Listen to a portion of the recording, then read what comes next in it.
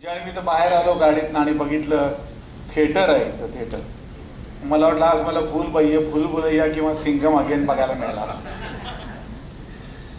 पण खरोखर तसंच झालं. आत आल्यानंतर एवढा ऑडियन्स बघितला, मग मला भूल भुलैया सारखं झालं आणि एवढा मोठा माणूस बघितल्यानंतर असं वाटलं हे सिंघम पेक्षा काही कमी नाहीये. छान. काल संध्याकाळी माझं जालनामध्ये 30 मिनिटाचं भाषण झालं. मेजर डोनर जवळजवळ 56 मेजर डोनरचा सत्कार झाला. त्यापैकी बरेचसे इथं बसले असतील आणि म्हणून मी काल रात्री विचार करत होतो की काल जे भाषण केलं तर तेच जर आज केलं तर ते बऱ्याच जणांना रिपीट होईल. आणि म्हणून मग मी विचार करत राहिलो की थोडंसं काहीतरी वेगळं सांगायचा प्रयत्न करावा. आणि त्याला मला दुजोरा मिळाला ज्यावेळी संयोजकांनी सांगितलं की आता पुढचे जे सगळे सेशन्स आहेत ते सेशन मध्ये तुम्हाला सगळं ग्लोबल ग्रँट म्हणजे काय, डोनेशन का द्यावं, what is foundation, etcetera etcetera, जे सगळ्या पीडीजीना तोंडपाठ आहे ते सगळं सांगितलं जाणार आहे. आणि म्हणून मी तो विषय कालच्या काही हात न घालता एक वेगळ्या पद्धतीनं काहीतरी सांगायचा आत्ता जिथं बसल्या बसल्या सुचला तो मी एक 27 ते 28 मिनिटात मी मांडायचा प्रयत्न करतो. की विषय असा आहे की लहानपणी मला लक्षात आहे की मी दिल्ली आग्र्याला फिरायला जायचो, त्यावेळी आग्र्यावरनं आपण ते ताजमहाल विकत आणायचो. सुंदर दिसायचा त्या शोकेश मध्ये ठेवलेला संगमरवरी. आणि घरी आणल्यानंतर आपण 2 दिवस ते कौतुकानं दाखवायचं आणि आपण घरातल्या त्या शोकेश मध्ये ठेवायचो. एक 2-4 दिवस त्याच्यावर फडकं मारायचो, छान दिसायचं. परंतु 8-15 दिवस, महिना 2 महिना गेल्यानंतर त्या ताजमहालवर आपण काही फडकं मारत नाही आणि तो धुरळा खात तसंच पडतो. तसंच आपण गावाच्या बाहेर गेलं तर हँडीक्राफ्ट वस्तूंचं प्रदर्शन लागलेलं असतं आणि तिथं गेल्यानंतर आपण ज्या लागणार नाहीत त्या वस्तू विकत घेतो. नवऱ्यानं आणल्या तर बायको शिव्या घालते, का आणलं, बायकोनं आणलं तर नवऱ्यानं शिव्या घालतो, का पैसे घालवलेस. अशा हँडीक्राफ्टच्या वस्तू आणतो, 4 चौघांना दाखवतो किती छान आहे, बघ लाकडाचं आहे, असं आहे तसं आहे. 4-8 दिवस त्याचं कौतुक करतो. त्यानंतर 15 दिवसानं त्या वस्तू, वहिनी बरोबर आहे ना, त्या कुठे जातात ते आपल्याला कळत देखील नाही. सध्या नातवंड माझ्या घरी आहेत, त्यावेळी त्याचं बघतो तर मुझे बॉल पेन चाहिए, मुझे पार्कर का पेन चाहिए, मुझे ये चप्पल चाहिए, मुझे स्पोर्ट शू चाहिए, ये चाहिए, असं बघतो. त्यांच्या रूम मध्ये गेलं तर रूमच्या बाहेर कमीत कमी 12 ते 15 चपलांचे जोड असे विस्कटलेले पडलेले असतात. कुठल्याही ड्रॉवर मध्ये हात घातला तर एक 2-4, 10-20 पेन्सिली पडलेले असतात. टेबल खाली बघितलं तर 10-12 खोडरवर पडलेले असतात. आणि इकडे तिकडे ड्रेसिंग टेबलवर बघितलं तर एक ड्रॉइंग बुक्स 10-15 पडलेले असतात. त्याची कोणाला काही पर्वा नसते. हे सगळं बघितल्यानंतर माझ्यासारख्या माणसाला असं सुचतं, वाटतं की जे जे आपण आम्हाला पाहिजे म्हणून घेतो, अट्रॅक्शन म्हणून घेतो, माझं मी करून घेतो, त्याची काही दिवसानंतर किंमत राहत नाही असं मला वाटतंय.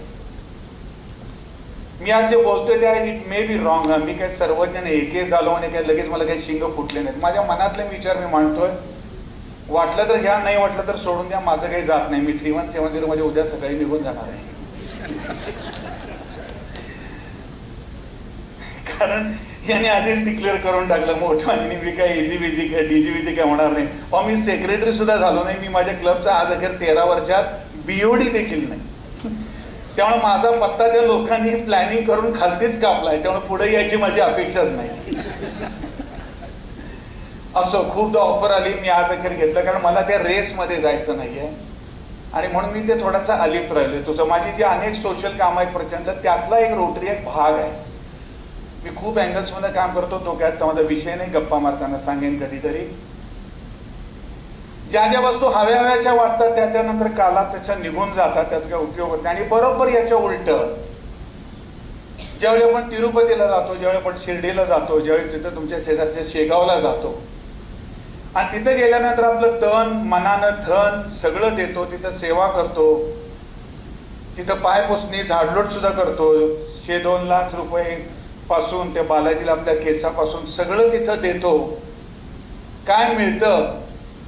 मी कधी गेलो नाही, मी नास्तिक आहे हे सांगतो, पण ज्या लोकांकडनं ऐकतो, जे माझ्या पैभावांकडनं ऐकतो की तिथं गेल्यानंतर काय मिळतं तर ते म्हणतात आम्हाला इतकं आत्मिक समाधान मिळतं की त्यांना ते लाईफ लॉंग पुरतं. आणि मग ते सगळ्यांना सांगतात की कोणालाही विचारा दर्शन कैसा हुआ, बहुत अच्छा हुआ. आज अगर एक आदमी मला सांगा ज्याला विचारले दर्शन कैसा हुआ, दर्शन ही नाही हुआ, असा एक माणूस तुम्ही मला दाखवा. तर ते का आहे तर तो भले एक सेकंद त्या मूर्तीच्या समोरनं गेला असेल परंतु त्या आत्मिक मनानं ते बघत असतो म्हणून त्याला ते दर्शन छान वाटतं आणि त्याला ते लाईफ लॉंग पुरतं. तो भेटला तरी सांगतो लुल्ला साहेब एकदा शेगावला जाऊन या, काय स्वच्छता आहे, काय सेवा आहे, काय लोक धार्मिक, एकदा शिर्डीला जाऊन या, एकदा अक्कलकोटला जाऊन या. याचा अर्थ काय तुम्हाला दोन्ही गोष्टी सांगितल्या. जे लावलाव करतो त्याचं महत्व संपतं आणि जिथं तुम्ही देता काहीतरी करता त्याचं महत्व कायमचं राहतं. आता हे उदाहरण 5 मिनिटं सांगितल्यानंतर रोटरी काय आहे, रोटरीसाठी तुम्ही काय करायचं हे मी काय सांगायचं कारण आहे का सांगा. एवढे सिनियर रोटरी आहेत. काल मी या सगळ्यांना देवाची उपमा दिली. काल मी त्यांना म्हटलं असं मला वाटतं हे इंद्रप्रस्थ आहे, समोर सगळे देव बसलेले आहेत आणि देवाला थोडीच सांगावं लागतं काय करायचं असतं. देवानं स्वतःच स्वतः करायचं असतं, इंद्रानं फक्त लक्ष ठेवायचं असतं. असं काल मी तिथं सुचलं ते तेवढं सांगितलं आणि म्हणून मीही आज आता उरलेल्या 20-25 मिनिटांमध्ये फाउंडेशन को क्यों देना चाहिए, फाउंडेशन क्या करता है, कम्युनिटी सर्व्हिस क्या है वगैरे वगैरे हे मी सांगायचा प्रयत्न करणार नाहीये कारण मला माहित आहे तुम्हाला ते ऑलरेडी माहित आहे.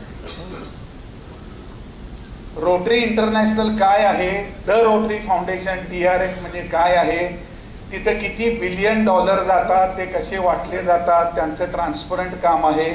फक्त 5% ऍडमिनिस्ट्रेटिव्ह खर्च आहे. रोटरीनी पोलिओ सगळा हटवला, दक्षिण आफ्रिकेमध्ये किंवा आफ्रिकेमध्ये मलेरियाही हटवला. ग्लोबल ग्रँड डायरेक्टेड गिफ्ट किंवा तुम्ही काही करा तर तिथलेच पैसे तुम्हाला परत येतात. हे सगळं जे 1-1 तासाचं सेशन होतं ते मी तुम्हाला आता 1 मिनिटात सांगितलं. Because you all know that and I don't want to bore you by saying that again and again. आणि उरलेले दिवस तुम्हाला ते सगळं ऐकायचंच आहे. मी काल संध्याकाळी जो विषय मांडला तो मला आता खरं मांडायचा नव्हता परंतु तोही मी 5 मिनिटात मांडतो कारण डीजीने आता सांगितलं की फाउंडेशन साठी इन्स्पायर होण्यासाठी तुम्ही ते सांगितलं पाहिजे की का द्यावं. मित्रांनो काल रात्री मी असा विषय मांडला की का द्यावं हे मी हे सांगत नाही, तुम्ही का देत नाही हे मी सांगायचा प्रयत्न करतो. तुम्ही म्हणजे तुम्ही नाही, सॉरी मी सांगायचं विसरलो. आजचं माझं भाषण 3132 मधल्या कोणालाही लागू नाही, ते सोडून जगभरातल्या सगळ्यांना लागू आहे बरं का. म्हणजे काय होणार, कोणाला वाईट वाटणार नाही, इगो हर्ट होणार नाही. ते किशोर काय स्वतःला शहाणं समजते काय, तर तुम्ही कृपया समजा मी तुमच्या समोर जरी बोलत असलो तरी असं गृहीत धरा की कदाचित तुम्हाला ते लागू नाही कारण तुम्ही करतच असाल. तर काल जे मी 25 मिनिटं बोललो ते 4-5 मिनिटात मी असं सांगतो की मी ठरवलेलंच आहे की मला द्यायचं नाही. आय मे बी रॉंग, मी सारखं रिपीट करत असतो. कदाचित मी ठरवलेलंच नाही मला किती द्यायचंय, याच्या पुढे मला जायचं नाही. रोटरी क्लबचं मला मेंबर व्हायचं आहे. 1 जुलैला 20,000 रुपये फी द्यायची आहे. माझा रोल तिथं संपतो, मी रोटेरियन झालो आणि मग वीकली मीटिंगला गेलं तर जायचं. आमच्या सगळ्यांच्या कर्तृत्वामुळे काही ठिकाणी वीकली मीटिंगचं फोर्टनाईट मीटिंग झाली, तिथं आपण रोटरी किती खाली आणली याचा विचारच होत नाही. How Rotary can be 15 days fortnightly, it's highly impossible. चूक आहे. माझा मुलगा जर परदेशी शिकत असेल तर मी त्याच्याशी व्हिडिओ कॉलवर रोज बोलतो. मी का बोलतो रोज? आणि आत्ताच कोणीतरी सांगितलं रोटरी इंटरनॅशनल माझं हार्ट आहे, रोटरी हार्ट आहे. अरे रोटरी तुम्हाला मेंबर मानतं, मी रोटरी इंटरनॅशनलला माझं मानतो का, हा विचार करूया ना. When Rotary International give you the membership, it says your entire family is our Rotary. तुम्ही जगात कुठेही फिरा, तुमचा रोटरीचा जर तिथं बिल्ला बॅच जे काही असेल तर कुठलाही रोटरीयन तुम्हाला मदतीला येईल because you are Rotary family member. पण ज्यावेळी मी एखाद्या डोनर कडनं असं ऐकतो की मी रोटरी इंटरनॅशनलला का पैसे द्यायचे, मी माझ्या क्लबलाच पैसे देतो, त्यावेळी मला असं वाटतं की मी कुठेतरी त्याला सांगायला कमी पडलोय. अरे तेच आजोबा आहेत, तेच पणजोबा आहेत, हित आहेत ते त्याचे बाबा आहेत, तुझे भाऊ आहेत. आपली नाळ त्यांच्याशी जोडलेली आहे. पोलिओचं जे सगळीकडे देशभर निर्मूलन झालं ते तुझ्यासारख्या किंवा तुमच्या पूर्वीच्या लोकांनी पैसे दिले म्हणून भारतात पोलिओ गेला. दिले नसते तर आज तुमची आमची अवस्था काय झाली असती. Can't you think it seriously on it? Polio गेला म्हणजे काय झालं? आपण वाचलो, आपली पोरबाळ वाचली, आपली पुढची पिढी वाचली. कुणी वाचवलं? इंटरनॅशनल म्हणजे कोण? तुम्ही आम्ही का? तर आमच्या पूर्वजांनी दिलेले आहेत पैसे. मलेरिया संपूर्ण साऊथ आफ्रिकेतून, केनियातून तिथं कंप्लीट नष्ट होतोय. एका देशाचा मलेरिया नष्ट होतोय. तिथं बीडचे 10 रुपये आहेत, हो, डेफिनेटली आहेत. आणि मग मी का ठरवतो की मी रोटरीयन एकदा झालो आणि 20,000 फी दिली म्हणजे माझी जबाबदारी संपली. मला अनेकदा लोकांना प्रश्न विचारतो वाटतो, what is Rotarian? Can you define the Rotarian? जर मी विचारलं रोटरीयनची व्याख्या लिहा, एक 5-6 ओळीमध्ये व्याख्या लिहा, तर कदाचित अशी व्याख्या लिहिली जाईल, रोटेरियन म्हणजे मी रोटरीचा मेंबर झालो, मी 20,000 फी भरली, मला रोटरीचं गाडीवर लावायचं स्टिकर मिळालं, मला रोटरीचा बिल्ला मिळाला, मी असेंब्ली अटेंड करतो, मी कॉन्फरन्स अटेंड करतो, मी पेटसेट अटेंड करतो, आणि काय काय ते असते तुमचे ट्रेनिंग. कारण मी काय सेक्रेटरीवर नाही, तर मला काही ते कंपल्शन आणि कोण बोलवत पण नाही मला. असे वर्कशॉप अटेंड करतो, म्हणून मी रोटेरियन आहे. With due respect to all of you, मी हात जोडून माफी मागतो. माझ्या मते ही रोटेरियनची जर व्याख्या असेल तर कुठेतरी चूक आहे. मी चुकलो असेल तर खरोखर माफ करा, पण कुठेतरी चूक आहे. अशानं रोटरीयन होत नाही.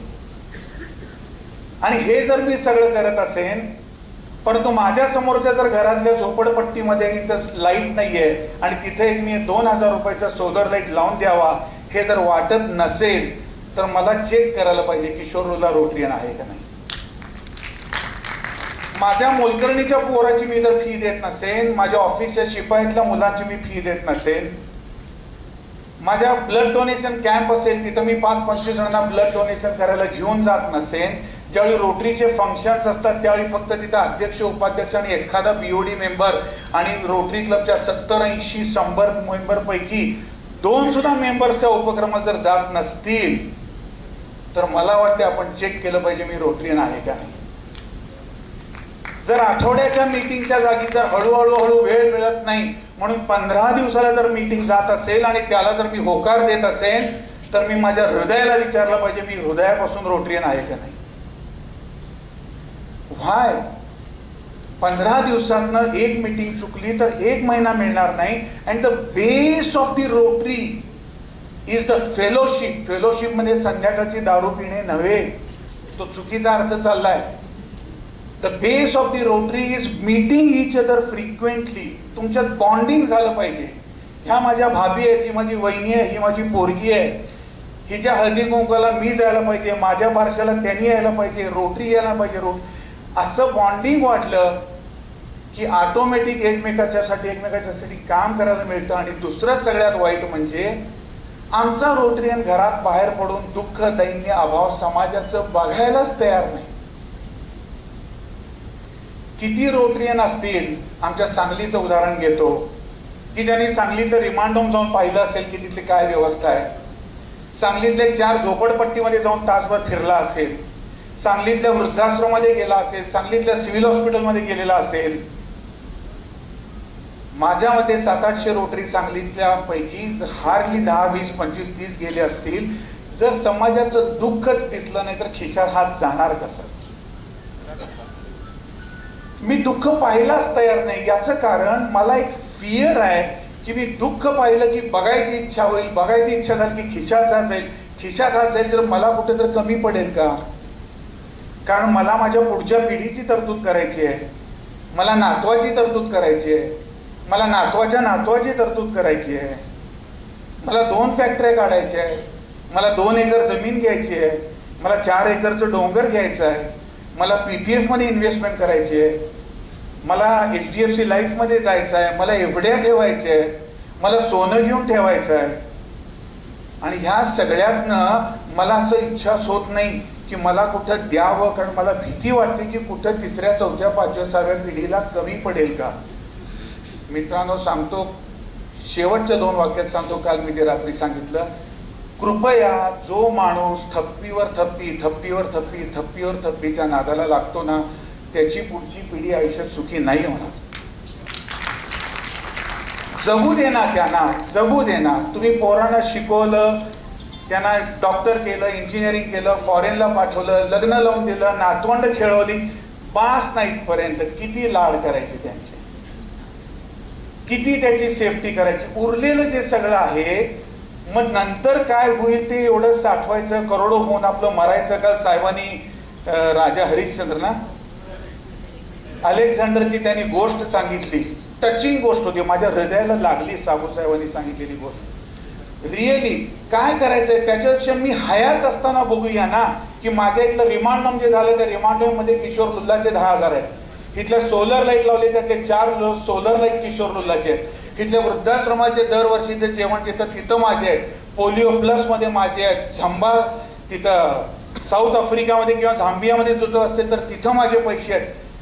बघा तरी साहेब हा आनंद. मित्रांनो सांगतो, मला ज्यावेळी हे एकेस म्हणतात ना त्यावेळी मला आनंद वाटत नाही. कुणी माझा आणि माझ्या मुलाचा नवरा बायकोसह अमेरिकेच्या त्या बिल्डिंग मध्ये माझे फोटो लावलेत म्हणे. मी कधी बघायला जाणार नाही, कधी अपेक्षा केली नाही. एकेस होण्यासाठी मी कधी $5 लाख दिले नाही. ते देत देत देत देत गेलो, ऑटोमॅटिक होत गेलं. पहिल्या $2 लाख पर्यंत बाय गॉड सांगतो मला माहित पण नव्हतं की एकेस असतं म्हणून. मला नंतर कुठल्या तरी DRFCने बोलून विजापूरला जहागीरदारनी मला सांगितलं की अरे तुझं 2.5 लाख झालं की एकेस होणार आहे, तू 2 लाखाला पोहोचलायस. विषय मला एवढा सांगायचा आहे की ठराविक स्टँडर्डच्या वर आपण गेल्यानंतर, की ज्या स्टँडर्डमध्ये तुम्ही सगळे गेलेले आहात फॉर्च्युनेटली, एक्सेप्शन सोडून द्या, त्यानंतरचा आनंद हे ऍडिशनल पैसे मिळवण्यात नसतो, तर त्यानंतरचा आनंद हा देण्यातला असतो. तुम्ही करून बघा. मला ज्यावेळी आज एखाद्याची लँडची स्कीम आली आणि जर ती डेव्हलपला लँड मिळाली आणि ऍग्रीमेंट झाला आणि मला जर कळलं की तिथं मला ₹1 कोटी प्रॉफिट आहे, त्याचा आनंद मला तितका होत नाही की ज्यावेळी मला एखादा उस्मानाबादहून साळुंके सारख्याचा फोन येतो आणि म्हणतो असं हॉस्पिटल बांधणार आहे किशोर, $5,000 देणार का, आणि मी एका मिनिटात म्हणतो $5,000 देणार आहे. तो आनंद जास्त आहे. दिलं पाहिजे. आज मी परत सांगतो, माझं मी कौतुक करत नाहीये, माझं सेल्फ उदाहरण देतोय पटाव म्हणून. कोणी समजू नये की याला फार मस्ती आली, इगो आलाय. ज्या दिवशी अशी मला मस्ती येईल ना, that will be the last day of my life. कायम जमिनीवर राहणे ही माझी सवय आहे. अजूनही मी साहेब माझी स्कूटर सेकंड हँड आहे, माझी कार सेकंड हँड आहे. आज अखेर गेल्या 35 वर्षात मी एकही फर्स्ट हँड कार घेतली नाही, कारण त्या कार खरेदीमध्ये जे 10 लाख 15 लाख वाचतात ते मी कम्युनिटी सर्व्हिसला देतो. आता माझी बाहेर जी मिनोवा उभे आहे ती माझ्या पार्टनर मिस्टर अरुणची आणि मी एका वेळी घेतली. त्यांनी 25 लाखाची शोरूम घेतली, मी 15 लाखाची सेकंड हँड घेतली. 10 लाख रुपये मी त्यावेळी रोटरी क्लब सांगलीला डोनेशन दिले. मला असे सांगायचे की डोनेशन द्यायचे अनेक मार्ग असतात. एक मार्ग म्हणजे आपण मिळवलंय ना, चला देऊया. परंतु दुर्दैवाने लोक म्हणतात की आपल्याला दानत नसते आणि दानत येत नाही आणि म्हणून आपण देत नाही, जाऊ दे सोडून देतो. मी म्हणतो साठवा, थप्प्या लावा, काही हरकत नाही. किमान खर्च में कटौती करके तो दीजिए. आज ज्यावेळी मी सेकंड हँड इनोवा घेतली त्यावेळी साहेब कुणीही सांगा माझ्या खिशातले 10 लाख गेले का हो? माझे त्या कंपनीला जाणार होते ना 25 लाख, त्यातले मी त्याचे 10 लाख दिले, पावशेर मला मिळाली, एकेस मी झालो.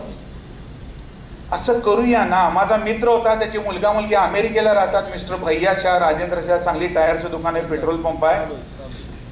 दरवर्षी तो अमेरिकेला जातो, 2-2 महिने राहतो. परवा दिवशी तो मागच्या महिन्यात तो माझ्याकडे आला आणि म्हटला की यंदा मी बिझनेस क्लासनं जाणार आहे आणि 3.5-3.5 लाख रुपये नवरा बायकोचं तिकीट आहे. म्हटलं एवढे वर्ष तू इकॉनॉमी क्लासमध्ये गेला, जा ना. 1.5 लाख काय फरक पडला? 1.5 आणि 1.5 3 लाख ते 7 लाख रुपये झाले. 4 लाख रुपये वाजले. 4 लाख रुपये तुझ्याच वडिलांनी जी तासगावला शाळा काढलेली आहे, ते शाळेतल्या पोरांच्या स्कॉलरशिपला पैसे दे ना. तो म्हटला नाही. हे दुर्दैव आहे. आपण छोटे छोटे छोटे सुख सुद्धा कॉम्प्रोमाइज करायला तयार नाही. अशी एक चिक्कार गोष्टी आहेत की ज्या आपण खर्चामध्ये वाचवून देऊ शकतो. त्यातनं तर त्याला काहीच हरकत नाही, आपल्या खिशाला काहीच चाट लागत नाही. सेव्हिंगचं सेव्हिंग झालं, पैसेवाल्याचं पैसेवाला झाला. मग काय 1.5 कोटीचा बंगलाही म्हणूया, 1.5 कोटीचं फर्निचर करूया, इम्पोर्टेड गाडी 70 लाखाची घेऊया, ऑडी घेऊया. माझी कुठं नाही. मग खर्चामध्ये वाचून कमी करायला काय हरकत आहे? थोड्याशा चैन्या कमी केल्या. आणखीन एक मार्ग मला काल रात्री सुचला. काल पहाटे 3ला मला जाग आली, त्यानंतर मला झोप येत नव्हती. माझा ड्रायव्हर माझ्या शेजारी झोपला तर तो उठला. का उठत नाही? नाही म्हटलं मला असं अस्वस्थ होते की नवीन काय मला मार्ग सुचतोय का, मी जो सकाळी सांगू शकेन आणि पहाटे 5 वाजता मला पट्टदिशी मार्ग सुचला. तो फर्स्ट टाइम सुचलाय सांगू शक, बाय गॉड फर्स्ट टाइम सुचलाय. माझं म्हणणं असं, असं करता येईल का बघा. अनेक जण म्हणतात, काल कोणीतरी भाषणात सांगितलं होतं तुमच्या इन्कमच्या 10% द्या वगैरे, तुम्हीच सांगितलं आणि कोणीतरी सांगितलं. म्हटलं जाऊ दे, रिसीटच्या 10% नको, इन्कमच्या 10% नको, सगळं करा. असं करता येईल का बघा.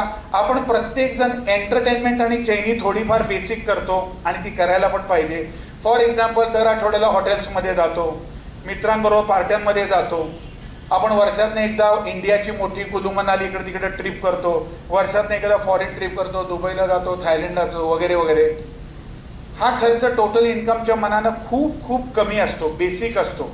एखादा टक्का सुद्धा तो पडत नाही, त्याच्या आत पडतो. माझं म्हणणं असं आहे, जेवढी चैनी करतो त्याच वेळी तेवढेच पैसे बाजूला काढून ठेवले आणि रोटरीला दिले तर काय अडचण आहे. ट्राय करून बघा ना, काय घाबरायचं कशाला. आज मी फॅमिली बरोबर मी गेलो, हॉटेलमध्ये गेलो, 4,000 रुपये 3,000 रुपये बिल आलं. रात्री यायचं, किती बिल आलं, 3,000 रुपये त्या पिगी बॉक्स मध्ये रोटरीच्या टाकून दिया. आज मी दोस्तांबरोबर पार्टीला गेलो, 10,000 रुपयाची पार्टी दिली, रात्री आलं 10,000 रुपये पिगी बॉक्स मध्ये टाकायची. समजा ना 20 दोस्तांना 20,000ची पार्टी दिली, मनाचं समाधान करून घेऊया ना. रोटरीला नाहीच दिले, मी डबल पार्टी दिली असं समजा मनाला, तेवढ्या पुरतं. म्हणजे वाईट पण वाटत नाही, मी डोनेशन दिले. मी थायलंडला गेलो, दुबईला दिलो, 2 लाख रुपये खर्च केले, मला परवडतंय. समजा मी तिथं 7 स्टार हॉटेलमध्ये राहिलो, 4 लाख रुपये गेले. दुबईला आल्यानंतर 2 लाख रुपये पिगी बॉक्स मध्ये ठेवा. दर 3-4 महिन्याला तो पिगी बॉक्स फोडा, अध्यक्षांच्या हातात जाऊन घ्या, घे निम्म क्लबला आणि निम्म पाठव TRF ला. काय अडचण आहे, काय कमी पडणार आहे. यासाठी तरी टाळ्या वाजवा. का नाही वाजवत? Because I don't want to do that again. It finds difficult to me, sorry to say, पण असं वाटतंय. नाही सोडवत हो, सोडवायला शिकूया. शेगावला गेल्यानंतर जो आनंद तिथं दिल्यानंतर मिळतो, हे शेगाव आहे हो. द रोटरी फाउंडेशन काय आहे? एक प्रकारचं बालाजी आहे, एक प्रकारचं शिर्डी आहे, एक प्रकारचं तिरुपती आहे. ते देव आहे, ते श्रद्धास्थान आहे, ही एक सामाजिक संस्था आहे. एवढंच फरक आहे. तेही आपल्याला देतं, हेही आपल्याला देतं. जेवढं द्याल तेवढं देतंय. मी 5 कोटी रुपये, $5 लाख, 4 कोटी रुपये मी रोटरी फाउंडेशनला दिले. एवढंच सांगताय तुम्ही, परंतु हे नाही सांगत तुम्ही मोठवानीची विसरला. मी 16 कोटी रुपयाचे ग्लोबल ग्रँट प्रोजेक्ट केले. कुठनं आले 11 कोटी? रोटरी फाउंडेशनचे घेतले मी आज अखेर राष्ट्रीय स्वयंसेवक संघ आणि सगळीकडे आणि डायरेक्टली शाळेमध्ये, हॉस्पिटल्समध्ये मी डोनेशन करायचो. ते सगळं सोडून 6 वर्षापूर्वी मी रोटरीमध्ये का आलो? तर रोटरीमध्ये पैसे डबल होतात, ट्रिपल होतात. रोटरीमध्ये 5-5 हजार मेंबर मला काम करायला मिळतात. माझ्या डिस्ट्रिक्टची संख्या 6,500, 153 क्लब आहेत. आज माझ्या पैशाला 153 प्रेसिडेंट, 153 सेक्रेटरी, 50 AG, 1 DG काम करतो. करून घ्या ना, काम करायला बसलेत की ते, आणि लाईन लावून बसले. DGE, DGN, नुसतं तुम्हाला चेकच फोडायचं आहे हो, काही काम करायचं नाही. अहो याच्यासारखं फायदेशीर मारवाडी लोकांना विचार करा, धंदा कुठला आहे सांगा. नहीं एम्प्लॉय हायर करना है, कुछ भी नहीं करना है, सिर्फ चेक करने, चेक देना है. वो कौन मैडम है, वो इंटरनेशनल, वो भी अपने लिए काम कर रही है, DG भी काम कर रहा है, रोटरी का प्रेसिडेंट भी काम कर रहा है. इससे अच्छा कौन सा तरीका है? आणि म्हणून सरते शेवटी मी सांगतो, त्यातलं भावनिक विचार, टॉन्टिंग, कोणी शालजोडी म्हटलं तर सगळं सोडून द्या. छोटा भाऊ म्हणून मला माफ करा. इतकंच सरते शेवटी सांगतो की दिल्यानं कमी पडत नाही. आज असंख्य लोक देत नाहीत आणि मी प्रचंड रकमेनं देतोय, तरी पण आज तुम्ही जी भाजी भाकरी खाताय तीच मी खातो. माझ्यापेक्षा तुम्ही कुणीही सोन्या चांद्याची भाजी भाकरी खात नाही. तुमच्याही गाडीत 4 जण बसतात, माझ्याही गाडीत 4 जण बसतात. तुमच्याकडे बंगला आहे, माझ्याकडे बंगला आहे. तुम्ही सगळ्या ज्या चैन्या आयुष्याच्या करायच्या असतात रिजनेबली चांगल्या, त्या सगळ्या मी करतो. मला कुठं कमी पडतो? हे म्हणतात ना तुम्ही, देने वाला देता है, छप्पर फाड़ के देता है. आप देते जाओ, तिजोरी खाली करते जाओ, वो देता जाएगा. पण मी खालीच केलं नाही तर तो तिथं वाढ होत बसलाय. देता हूं देता हूं, आप खाली नहीं करे तो कैसे देगा? ग्लोबल ग्रँट म्हणजे काय हो? ते द्यायला बसलेत, अक्षरशः द्यायला बसलेत. त्यांची अडचण अशी आहे की अच्छे प्रोजेक्ट्स आते नाही. असं कधी होणार नाही. जे सिनियर आहेत पीडीजी त्या सगळ्यांना विचारा की चांगले ग्लोबल ग्रँट झालेत. फर्स्ट लाईन गॅलेक्सी ऑफ काय म्हणतात, काय गॅलेक्सी ऑफ पीडीजी असं म्हणतात, हा, की चांगले ग्लोबल ग्रँटचे प्रोजेक्ट झालेत आणि रोटरी इंटरनॅशनलने रिजेक्ट केलेत असं झालंय का सांगा? कधी होणारच नाही. परंतु मला आमच्या गावातली जे काही मगाची उदाहरणं सांगितली ती, परंतु इतके फोकस एरिया, 7 फोकस एरिया आहेत. इतकं वुमेन एम्पॉवरमेंट आहे, मुलांसाठी आहे, एन्व्हायरमेंटल आहे, गावात तळी बंद पडलेली आहे ती तळी खुली करता येतात, हॅपी स्कूल करता येतात, किती किती मेन्स्ट्रुअल हायजीन मॅनेजमेंटचे प्रोग्राम्स करता येतात. सांगलीमध्ये मी फाउंडेशन आणि रोटरी क्लबने मिळून 40,000 मुलींना मेन्स्ट्रुअल हायजीन मॅनेजमेंटचं ट्रेनिंग दिलं. त्यामुळे कितीतरी कॅन्सरचे आजार थांबले. इथं करू शकतो ना, पण ते करायला माझा शेवटचा मुद्दा एवढा सांगून थांबतो, घरातनं बाहेर पडलं पाहिजे.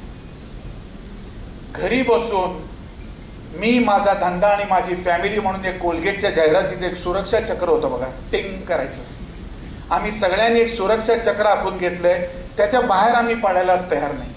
माय प्रायोरिटीज 8 घंटा 10 घंटा 12 घंटा 14 घंटा टॉयलेट में भी धंधा करना, उसमें से टाइम मिले तो फैमिली और उसमें से टाइम मिले तो एंटरटेनमेंट. इसके आगे मुझे जाना ही नहीं है. I have decided myself and if that is so then I will say कि रोटेरियन अपने आप की नहीं, आप सोचिए. क्योंकि रोटरीची मी जी व्याख्या सांगितली की जी तुम्ही सगळे समजतात ती व्याख्या नाही. Even if you are not a Rotarian member, but if you are doing community service day and night, आपके दिमाग में आते जाते रस्ते पर जाते जाते या देशातलं सगळं दुःख दिसतंय, झोपडपट्टीतलं दुःख दिसतंय, रस्त्यावरचं दुःख दिसतंय, हे बात पॉलिटिशियन दिसतायत आणि इथं काहीतरी मी केलं पाहिजे अशी भावना जरी रोज मनात येत असेल आणि तुम्ही रोटेरियन नसाल, then also you are Rotarian. Thank you.